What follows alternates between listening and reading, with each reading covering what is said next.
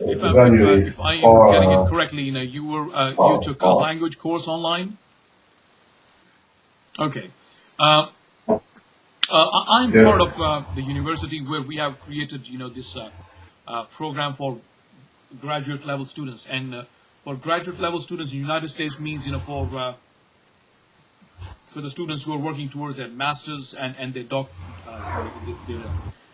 doctoral programs. So I've been part of that group, which created this online course.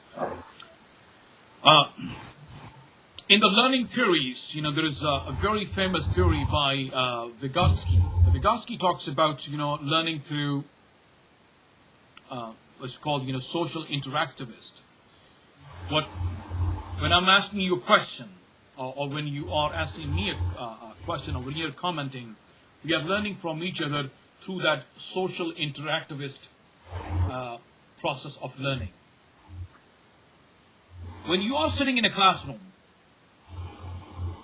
there is one thing that cannot be achieved through that social interaction, and that is, I'm asking you a question, and you have to answer you have to come back, with a reply, kind of instantly, isn't it?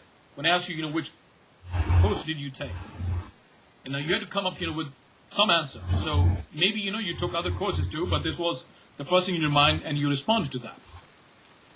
Online learning, thanks to this technology, gives you the opportunity to craft your response, to take time, to come up with the right words, to come up with all the relevant information, and then to craft your response in a way that is more meaningful for your reader, that is more effective for your reader, and the one that will also help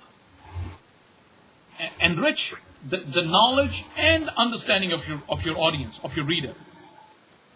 That is so different from this face-to-face direct communication. Because you take your time. Professor posts a question there or posts a prompt there, and you're asked to respond. Maybe you respond next day or after 6 hours, but you have enough time to write the first draft of your response, even if it's just a 2-liner draft. Write the second draft and then post it. And that is when your reader, your colleagues, or your teacher, and we learn from our students because their responses are well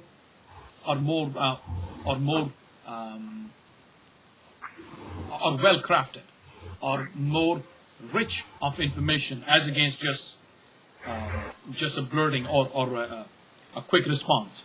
So that is why this online distance education has more meaning, and you can extract more learning out of it than in a face-to-face classroom. So if you get an opportunity, but it all also depends on the kind of teacher you get, the professor you get, how willing the professor is to share the knowledge that he has, or to share the skills that he possesses. And if you get the right professor, online distance is the way. Distance education, distance learning is the way to go. And the other implication of globalization, which you have seen the recent examples. The most recent example was the natural disasters. We had Haiti, the earthquake in Haiti a couple of weeks ago, and the response that was created through this technology, through the cell phones, the mobile technology, was I think was unheard of in the past, because the people were asked to contribute only $10 through texting. And millions of people, just imagine if they contribute just $10 with the convenience. And the response was that up to $600 million, were collected for the people of Haiti.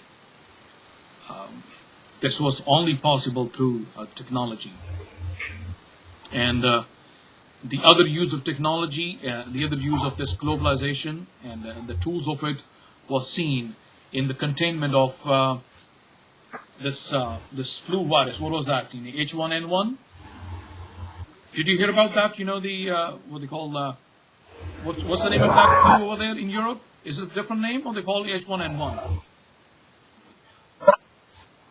Mm-hmm.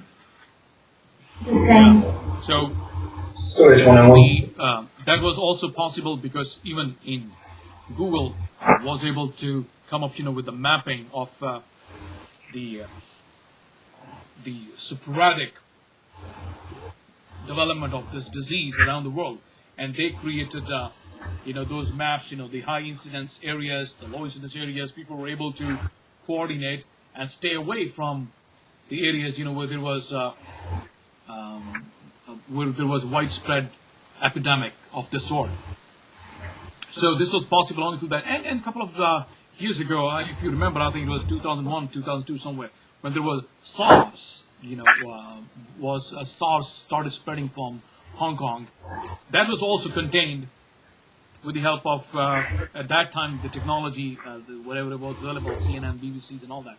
But now, you can create a Twitter, you can create a blog, and people can follow and avoid and be more prepared in events of these these natural disasters. So these are all the implications that come to our mind of this globalization. I think I will now throw the ball back into your court, and you tell me now. Let's say right from here, from the lady in the hat, right? We can start from you, and you tell me, what do you think of the implications of globalization, especially to the people where you come from? Tell us, how globalization has impacted your people. How globalization, what changes have you seen in the last 5 years, 10 years, where you come from?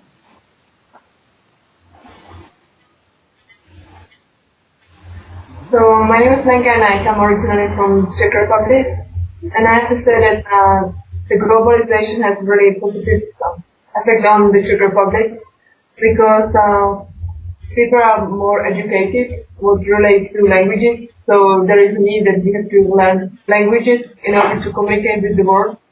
Then the people are more open-minded, so they are more open to accept other cultures, other opinions, other religions. Yeah. So definitely was that possible impact. without this exposure to other cultures? Without the was that possible without exposure to the other nations, other countries, without the help of technology, without this globalization? Was that possible 10 years ago?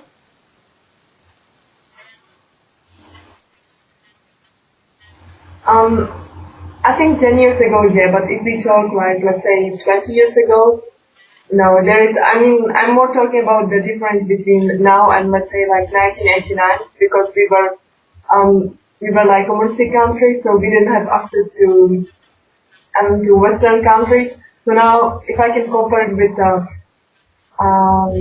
the time now, that it would be major progress.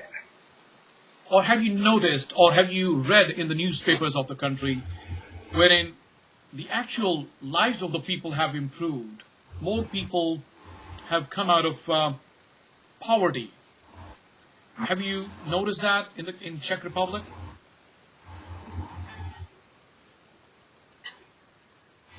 I think definitely that more people have come out of poverty and more people are educated, so there is a really big difference between 5-10 years ago. I can